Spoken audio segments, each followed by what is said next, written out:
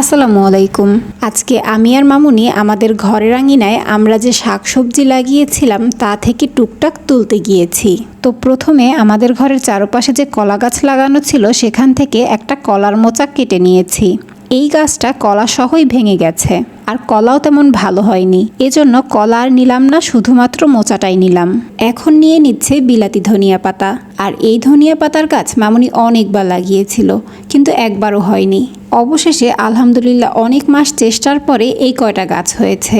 তো এখান থেকেই কয়েকটা পাতা নিয়ে নিচ্ছে। পাশাপাশি কিছু লাউ শাকের পাতাও নেওয়া হয়েছে, যদিও সেটা আমার ভিডিও করতে মনে ছিল না। আমাদের আঙিনায় 2টা বেগুন গাছও কিন্তু আছে, তার মধ্যে একটাতে বেশ কয়েকটা বেগুন ধরেছে। আর মামুনি বড় একটা বেগুন পাকার জন্য রেখে দিয়েছে, কারণ সেটা থেকে ভবিষ্যতে বীজ সংগ্রহ করে আবার নতুন করে গাছ লাগানো হবে।